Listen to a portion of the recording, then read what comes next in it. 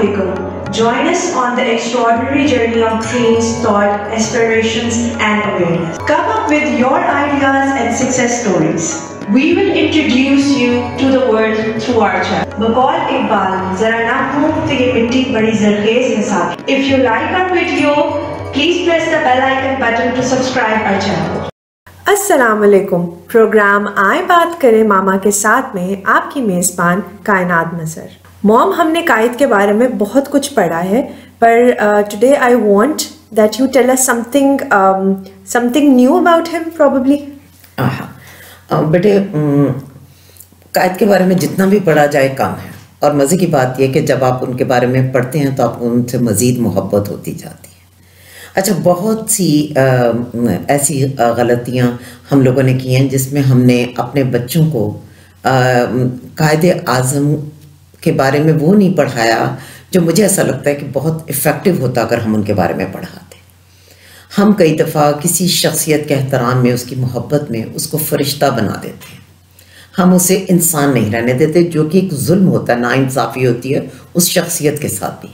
کیونکہ کوئی انسان کی حیثیت میں پیدا ہو اور پروف کر دے کہ وہ واقعی انسان ہونے کے لائق ہے، یہ بہت کمال کی بات ہے. مگر ہم نے قائد اعظم کے ساتھ یہ زیادتی کی. موم آپ کو ایسے کیوں لگتا ہے کہ ہم جسٹیفائی نہیں کر سکے ان کی پرسنالٹی سے؟ میرا شعبہ ہی تعلیم و تدریس کا ہے. میں بڑے رنج سے ایک بات کہوں گی کہ اگر میں بطور طالب علم، بطور بچہ اپنے گزرے کل میں جاؤں تو مجھے نہیں لگتا کہ مجھے محمد علی جناح سے صحیح طور پر متعارف کروایا گیا. جب میں اپنی پیشہ ورانہ زندگی کی طرف آؤں تو میں یہ سمجھتی ہوں کہ اگر مجھے حادثاتی طور پر یہ موقع نہ ملتا تو وہ غلطی جو میرے معاملے میں میرے بڑوں سے ہوئی وہ مجھ سے بھی میرے اسٹوڈنٹس یا میرے بچوں کے لیے ہوتی. اتفاق کی بات یہ ہے کہ بیٹے جب میں LGS JT میں تھی تو مسز رحمان جو ہیں وہ بہت ہی آرٹ لور، بہت ہی لٹریری پرسن ہے. وہ لاہور کے ان چند تعلیمی اداروں کے سربراہان میں سے ایک ہیں جن کی واقعی لٹریچر کے لیے محبت جو ہے وہ ریمارکیبل ہے. تو مسز رحمان نے اس زمانے میں یہ میرے ساتھ ڈسکس کیا کہ سودا، جب ہمارا بچہ ان سکولز میں آتا ہے تو وہ Charlie and the Chocolate Factory grade 3 میں پڑھنا شروع کرتا ہے، وہ James and the Giant Peach کو پڑھ رہا ہوتا ہے، لیکن اردو میں ہم ناول نہیں انٹروڈیوس کراتے. بہرحال طے یہ پایا کہ ہم ایک تجرباتی بنیادوں پر یہ سلسلہ شروع کریں گے. چونکہ ان کی بے انتہا سپورٹ اور یقین تھا مجھ پر، تو میں نے 4 کتابیں منتخب کیں جو ہم نے 4 مختلف مدارج میں پڑھانی تھی. ان میں محترمہ فاطمہ جناح نے جو قائد کی بایوگرافی 3 چیپٹرز پر مشتمل لکھی ہے، مائی بردر، تو اس کا اردو ورژن جو تھا میرا بھائی، اس کو بھی میں نے چنا. اب وہاں پر میری ٹیم کی طرف سے کچھ اعتراضات تھے. وہ یہ کہ جی ہم کیسے پڑھائیں گے، کیا اس میں سے کام دیں گے. تو ان کتابوں کی میں نے ورک بکس بھی تیار کی. لازم ہوتا ہے کہ ورک بک جب آپ تیار کرتے ہیں تو آپ کو ایک کتاب پر بہت تحقیق کے مراحل طے کرنے ہوتے ہیں. اس کی زبان کو پہلے آسان بنانا، پھر اس کو بچوں، اور بچے تو بہت بعد میں آتے ہیں، پہلے جو اساتذہ اس تجربے کو بہت ناگوار سمجھ رہے ہوتے ہیں ان کے لیے اسے قابل قبول بنانا. تو جب وہ سارا کام میں نے کیا تو میں ان محمد علی جناح سے ملی جن کا اس سے پہلے کوئی تعارف میرے ساتھ نہیں تھا. ہم جب چھوٹے ہوتے تھے اور جو ہماری پنجاب ٹیکسٹ بک بورڈ کی درسی کتابیں ہوتی ہیں اس میں بتایا جاتا تھا کہ جی قائد اعظم محمد علی جناح تو کبھی کھیلنا پسند ہی نہیں کرتے تھے، وہ تو بس رات کو لیٹ بیٹھے صرف پڑھ ہی رہے ہوتے تھے. ہمارے دماغ میں ایک ایسی محمد علی جناح کی پکچر بنائی گئی جس کے ساتھ میرے جیسا کوئی بچہ یا جو مجھ سے بہت زیادہ قابل ذہین اور فتین بچے تھے وہ بھی خود کو ریلیٹ نہ کریں. وہ ہمارے دیسی پیرنٹس نے ٹوٹکا ڈھونڈا ہوگا نا بچوں کو پڑھانے کے لیے، تو قائد کے نام سے شاید اثر زیادہ پڑے. ہاں بالکل بیٹی، وہ جو بھی کمپلیکسز ہوں، لیکن مجھے ایسا لگتا ہے کہ سچ کسی بھی زبان کا، کسی بھی کیپیسٹی کا بندہ بولے تو اس کا اثر زیادہ ہوتا ہے، کیونکہ سچ میں خود سے ایک اثر پذیری ہے جو کہ جھوٹ میں نہیں ہوتی. آپ خواہ جھوٹ کو کتنی ہی لفاظی پخش دیں، کتنی ہی خوبصورت زبان آپ لکھ دیں، جھوٹ جھوٹ رہتا ہے. تو جب میں اصلی والے قائد اعظم سے ملی، کریڈٹ گوز ٹو محترمہ فاطمہ جناح، اللہ ان کے درجات بلند کرے، تو مجھے اندازہ ہوا کہ قائد ایک عام سادہ بچے تھے، بالکل ویسے بچے جیسے دیگر بچے ہوتے ہیں. انہیں بھی کھیلنے کا شوق تھا، ان کو بھی پڑھائی مشکل لگتی تھی، وہ بھی انگریزی کا بیسک سٹینڈرڈ 3 سال میں پاس نہیں کر سکے، وہ بھی اس ناکامی سے دل برداشتہ تھے، انہیں بھی لگتا تھا اسکول کو بدل دیا جانا چاہیے۔ وہ اپنی پھپھو کی طرف بھی گئے، پھر انہیں گھر کی دوری بھی مارتی تھی، پھر وہ چاہتے تھے واپس بھی ادھر آ جائیں، اور انہیں بھی بڑی ہمت اور کوشش کرنی پڑی ایک بنیادی انگریزی زبان کے امتحان کو پاس کرنے میں۔ ہمارے سامنے ایک ایسے محمد علی جناح ہمیشہ لائے گئے جو اتنی خوبصورت انگریزی بولتے تھے کہ جی الانا اپنی کتاب میں لکھتے ہیں کہ انگریز اس پر رش کرتے تھے۔ یقیناً وہ اتنی خوبصورت زبان بولتے تھے کہ ان پر رش کیا جاتا، لیکن ان کا آغاز کہاں سے ہوا؟ اگر ہم یہ اپنے بچوں کو بتائیں تو ہمارے بچے زیادہ لرن کریں گے۔ ہر بچہ یہ سوچے گا جو آج انگریزی کا امتحان ہمارے دیسی سسٹم میں، ہماری مین سٹریم میں پاس نہیں کر پاتا، وہ سے اگر یہ بتایا جائے کہ ہمارے قائد کو کیا مشکلات پیش آئی تھیں تو وہ زیادہ ہمت پکڑے گا، وہ کہے گا کوئی مسئلہ نہیں، اگر ایک دفعہ میں ناکام ہوا تو میں دوسری کوشش کر سکتا ہوں، جیسے میں نے میتھ میں ہمت پکڑی تھی۔ یس، ہم تو اپنے بچوں کو یہ پیغام دے رہے ہیں کہ بیٹا پرفیکٹ بندہ صرف وہی ہوگا جو پرفیکشن سے شروع ہوا ہے، نہیں، ہمیں یہ بتانا ہے کہ جو محمد علی جناح سے قائد اعظم کا سفر ہے وہ آسان نہیں تھا۔ محمد علی جناح کتنی سٹیجز سے گزر کر ہمارے اور آپ کے قائد اعظم محمد علی جناح بنے۔ سو یہ بیٹے سچ کو ہمیں بتانا ہے، ہمیں یہ بتانا ہے کہ قائد کو کتنا گلی میں اپنے دوستوں کے ساتھ کھیلنے کا شوق تھا۔ سو سچائی کے ساتھ مجھے لگتا ہے کہ ہم نے قائد اعظم کو یا اپنی تحریک آزادی کے دوسرے رہنماؤں کو متعارف نہیں کروایا۔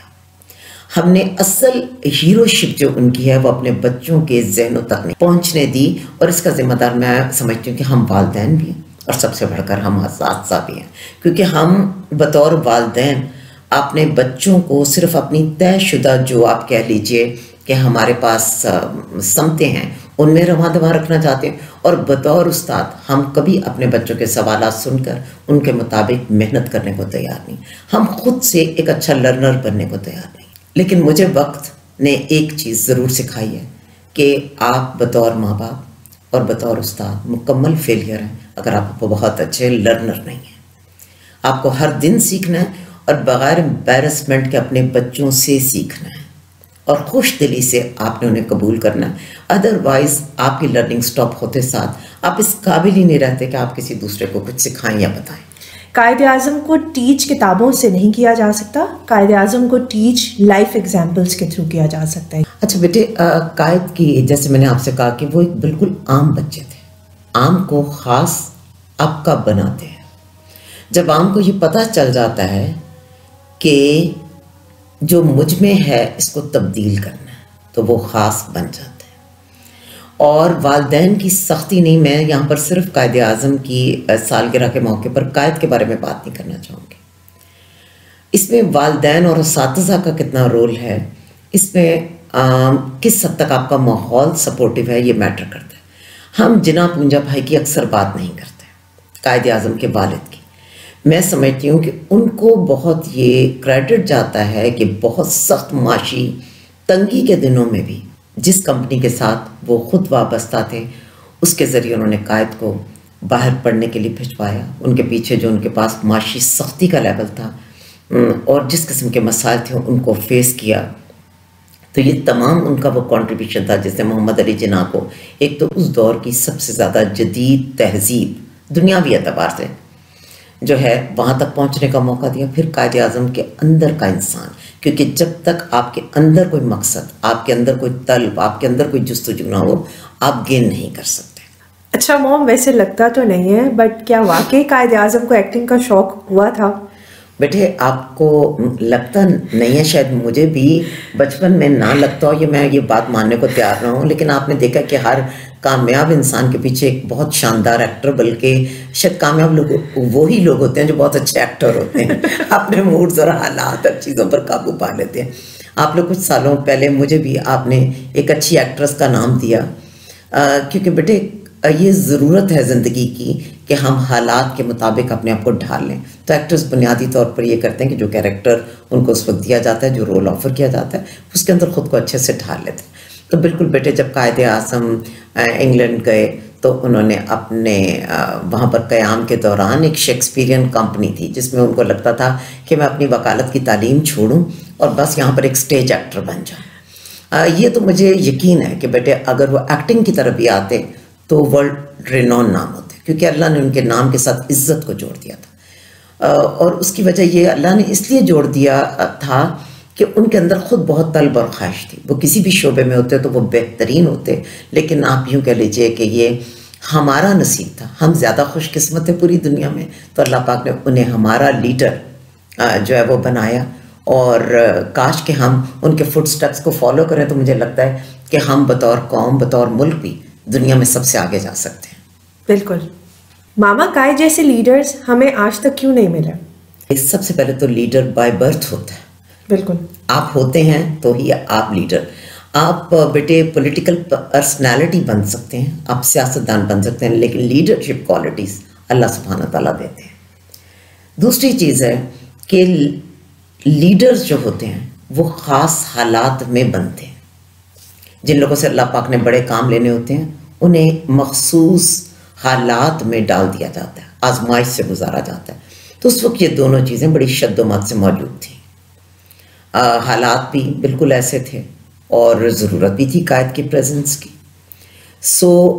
ایک تو قائد اعظم اس آزمائش نے بھی بنا دیا جس سے وہ بڑی گریسفلی نکلے. انہوں نے پروف کر دیا کہ ہاں میں گریٹ لیڈر بننے کے لائق ہوں. اور دلچسپ بات ہے کہ انہیں پہلی دفعہ تحریری طور پر قائد اعظم کے ٹائٹل سے بلایا کس نے؟ گاندھی نے، ہندوستان کے جو اس وقت کے سیاسی رہنما تھے. قائد کے بعد ایسے لیڈرز کیوں نہیں آئے؟ تو بیٹے اس کا آغاز قائد اعظم محمد علی جناح کے آخری زمانے میں ہی ہو گیا تھا. پاکستان کے قیام سے کچھ پہلے جب فریڈم موومنٹ کے بارے میں لوگوں کو یہ لگنے لگ گیا تھا کہ پاکستان ہم آزاد کروا لیں گے اور یہ تحریک جو ہے یہ بہت کامیابی کا سفر طے کریے، تو بہت سے مفاد پرست جو تھے وہ مسلم لیگ کا حصہ بن گئے. لازم بات ہے کہ ان میں سے کچھ نام نہیں لیے جا سکتے، اس لیے کہ شاید ان کے لیے جانے سے ایک عجیب سی ڈیبیٹ کھل جائے گی. قائد اعظم محمد علی جناح ہماری فوج کو سیاست سے دور رکھنا چاہتے تھے، اور آپ کے جو پہلے ڈکٹیٹر صدر ایوب ہیں یہ قائد کے دور میں اس وقت تو جنرل نہیں تھے، لیکن ان کو اس چیز کے اوپر قائد کی طرف سے ڈانٹ ٹپٹ بھی ہوئی. وہ اپنی ڈیوٹیز کرنے سے زیادہ پالیٹکس میں انٹرسٹ لیتے تھے. اور آپ نے بعد میں دیکھا کہ جب قائد کی بات نہیں مانی گئی تو کس قسم کے نقصانات ہوئے. یہ نہیں ہم کہہ سکتے کہ بیٹے قائد کے بعد لیڈرز نہیں آئے. قیام پاکستان کے بعد ان کو زندگی نے وہ موقع ہی نہیں دیا کہ جن لوگوں کو جن رویوں کو وہ غلط سمجھتے تھے ان کے پاس وہ زندگی ہوتی کہ وہ ان کی صرف نشاندہی نہ کرتے بلکہ ان کا کلا کما بھی کر سکتے. اس کا ان کو موقع نہیں ملا. مگر اس کے علاوہ ہمیں یہ بھی ماننا پڑے گا کہ بعد کے غیر معمولی حالات میں اللہ پاک نے ہمیں 2 لیڈرز دیے جن میں سے ایک لیڈر تو ضرور تھے، لیکن ان کو لے کر بھی میں نہیں بات کرنا چاہوں گی کیونکہ وہ بھی ایک بحث ہوگی. وہ تھے ذوالفقار علی بھٹو.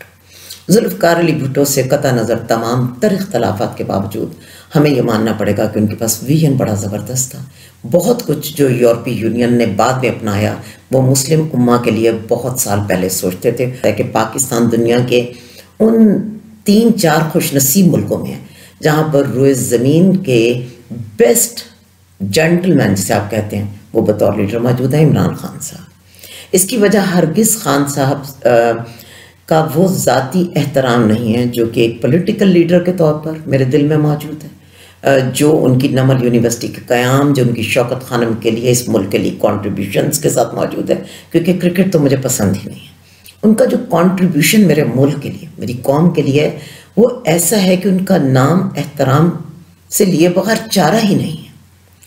مطلب میں تو اخلاقی طور پر یہ سمجھتی ہوں کہ اس سے بڑی کوئی بے شرمی اور ڈھٹائی نہیں کہ ہم عمران خان صاحب کا نام عزت سے نہ لیں. ہر آدمی کا ایک ذاتی کردار ہوتا ہے، ہر آدمی کا ایک قومی کردار ہوتا ہے. قائد اعظم محمد علی جناح کے بعد یہ کہنے میں ہمیں کوئی حرج نہیں کہ اللہ پاک نے عمران خان کی صورت میں ہمیں ایک ایسا آدمی ضرور دیا جس کا قومی کردار یہ ہے کہ وہ اپنے ملک کے لوگوں کو، اپنے ملک کے وسائل کو کسی طرح سے نقصان نہیں پہنچا رہا. جیسے قائد اعظم نے صرف اپنی تنخواہ 1 روپیہ مقرر کی تھی، عمران خان صاحب حکومت پاکستان سے وزارت عظمیٰ کے عہدے کے لیے کوئی تنخواہ نہیں لے رہے. میرا خیال ہے عمران خان کا ایک اور کنٹریبیوشن بھی بہت ہائی لیول ہے جس کو میں ابھی ریسنٹلی کہوں گی. میں روم میں سے گزر رہی تھی تو عمران خان کا ایک انٹرویو BBC کے ساتھ چل رہا تھا اور اس پہ یہی بات ہو رہی تھی کہ اسرائیل کو ایکسیپٹ کرنے کے لیے آپ پہ پریشر ڈالا جا رہا ہے. تو انہوں نے بس ایک بات کہہ کے ختم کر دی اور وہاں پر مجھے ایسا لگا کہ نہیں, I have to read about Quaid, کہ اگر قائد اعظم نے اسرائیل کو ایکسیپٹ نہیں کیا تھا تو میں کیسے کر سکتا ہوں ایکسیپٹ. قائد کی شخصیت کے بڑے بڑے خوبصورت پہلو ہیں, جیسا کہ ابھی آپ کو بتایا کہ انہوں نے بطور گورنر جنرل پاکستان حکومت پاکستان سے صرف اپنے لیے ₹1 تنخواہ مقرر کروائی تھی. انہوں نے پاکستان سے کوئی بینیفٹس نہیں لیے.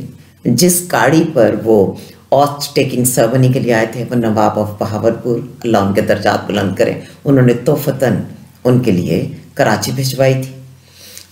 ان قائد اعظم کے بہت سے کنٹریبیوشنز میں سے ایک عظیم کنٹریبیوشن یہ ہے کہ حکومت پاکستان کے پاس کوئی خزانے میں پیسے نہیں تھے. لوگوں کو آپ جو مہاجرین تھے ان کو اکوموڈیٹ نہیں کر سکتے تھے, لوگوں کی تنخواہیں نہیں دی جا سکتی تھیں, ملک نہیں چلایا جا سکتا تھا.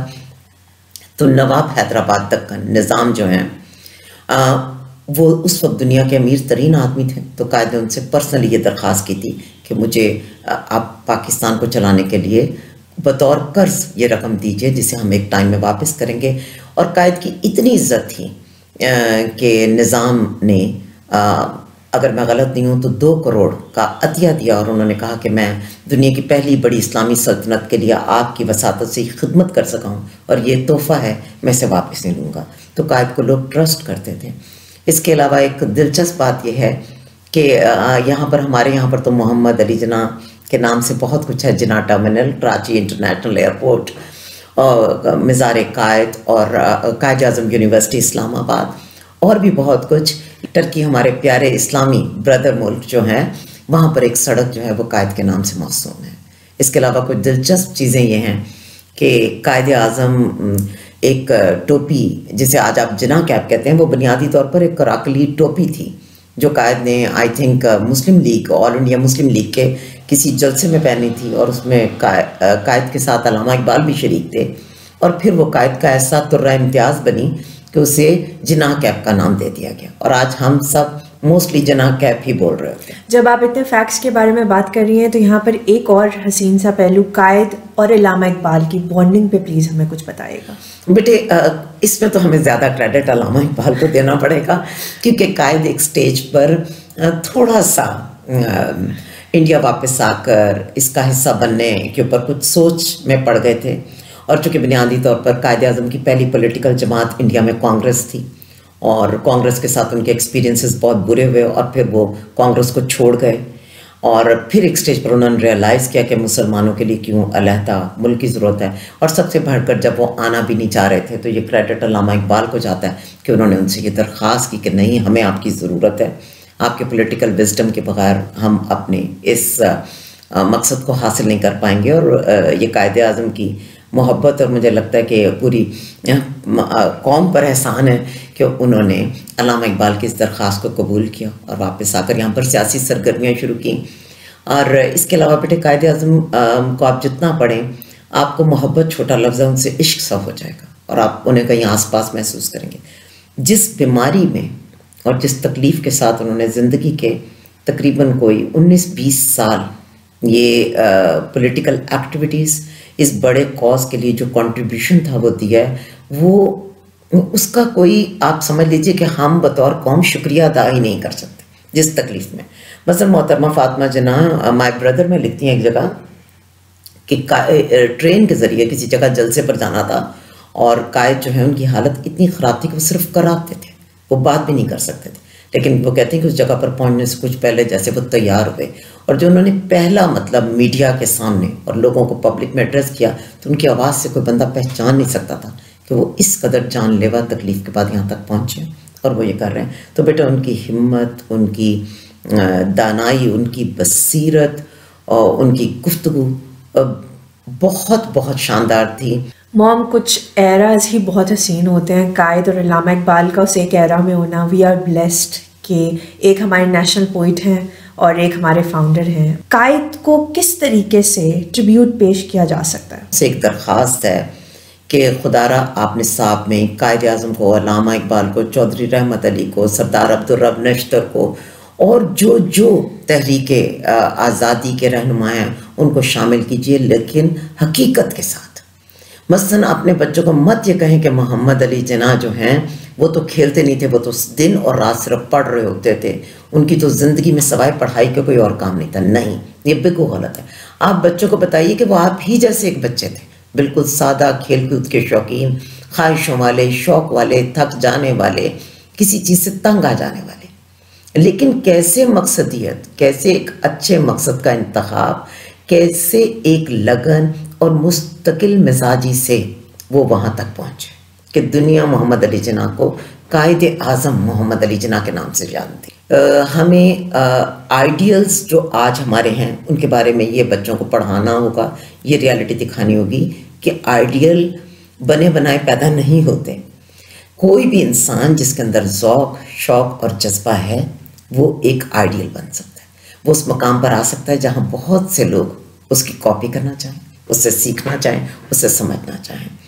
قائد اعظم کی سالگرہ کے موقع پر اپنے بہت ہی پیارے قائد اعظم کے لیے، ان کے درجات کی بلندی کے لیے دعاؤں کے ساتھ یہ دعا کہ اللہ پاک جو انہوں نے ملک ہمیں دیا تھا اور جسے ہم اپنی ذاتی خود غرضیوں، ذاتی کوتاہیوں سے آدھا گنوا چکے ہیں، اللہ پاک ہمیں ہدایت دے ہر سطح پر کہ جو باقی آدھا ملک آج ہمارے پاس ہے، ہم اس کی بقا کے لیے، اس کی خوشحالی کے لیے اور اس کی کامیابی کے لیے دوسروں کا منہ نہ دیکھیں، ہم اپنی ایون حکومت کا منہ نہ دیکھیں، ہم انفرادی سطح کے پر جو خود بیسٹ کر سکتے ہیں وہ کریں۔